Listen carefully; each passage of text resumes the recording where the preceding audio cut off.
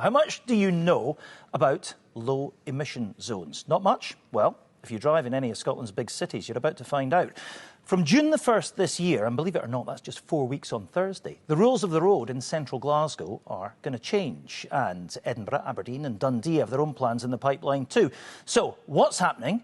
And what does it mean for you? Well, it's all about clean air and national emission standards. If you drive a diesel vehicle that was registered before 2015 or a petrol one built before 2006, your movements are about to be restricted. You won't be allowed to enter the new low emission zone in Glasgow. If you do, you're going to face a 60 quid fine. There are some exemptions, motorbikes, blue badge holders, for example, and if you live inside the affected area, you're going to have a bit longer to comply.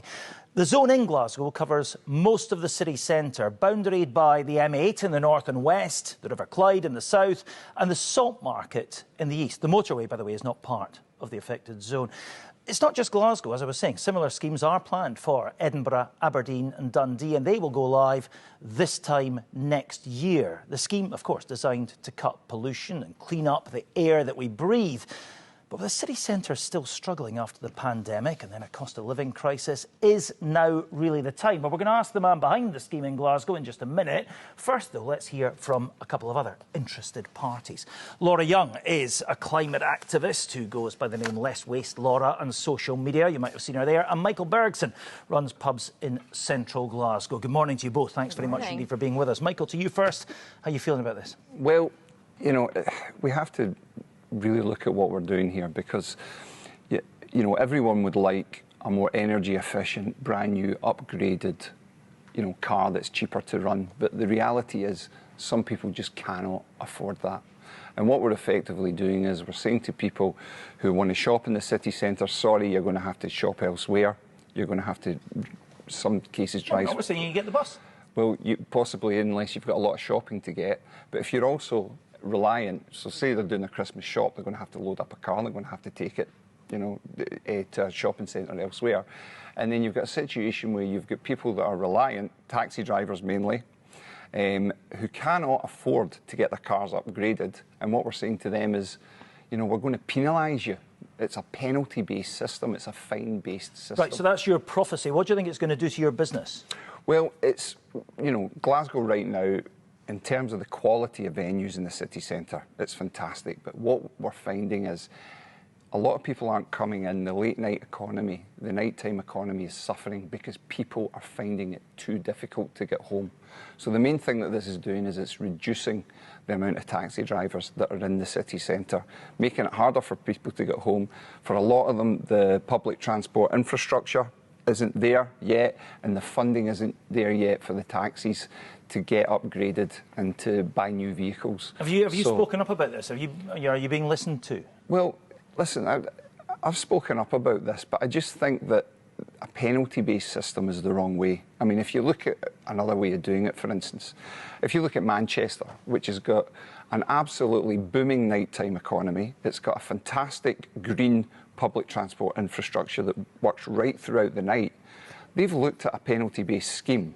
They were looking at doing the same, and they're saying, wait a minute, so soon after the pandemic, with all this stuff going on, and all these taxi drivers that have suffered for so long, all these hospitality businesses, retail businesses, etc., if we introduce this right now in a penalty-based scheme, it's going to do three things. It's going to create financial hardship, it's going to make the cost of living crisis worse, and it's also going to hurt local businesses. Do you think you're going to sell less beer as a result of this? Well, I think there's going to be a lot less everything sold across the city centre, and we're not in a position to do that right now. Laura, you're all about the environment, cleaning up the air that we breathe, all that kind of stuff. You got sympathy with Michael's argument? Well, what do you make of this scheme?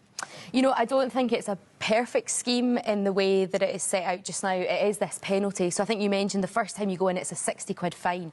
The next time you go in, it doubles, and it doubles all the way up until about 480. So that differs. You think that's a good thing? Well, it differs because that means that what if somebody accidentally goes in? That's a huge fine, and then again. But it also means that it is this penalty. It's completely stopping people. When you look at other low emission zones, like London, for example, it's you pay a fee to go in. Now, I think that's perfect as well, but I think we are going for this really really harsh approach. But the one thing I want to look at is to take a step back and say this is part of a wider sustainable transport system and a way to green up and clean the air. And I think that if we're going to put in a low emission zone, we need to have really good public transport, accessible, affordable. It needs to run late into the night. We need to make it easy for people to opt to do that, park and rides, active travel. So we need to have all the best things. And we don't have that set up in our cities at the moment, in your estimation, is that right? I think we could do better. In my mind, it always goes back to when we had COP26. We had transport running much later into the evenings, and lots of people benefited from that, not just the people going to that conference. We also trialled this integrated ticketing. You know, that's something we could think about. Could we have it that you just need to tap on and off of everything, make it really easy for people? But I think also if we're putting this in place, we need to be looking, where are the pinch points for people coming in? Do we need better parking rides? What else can we do to make it better? So is this too soon?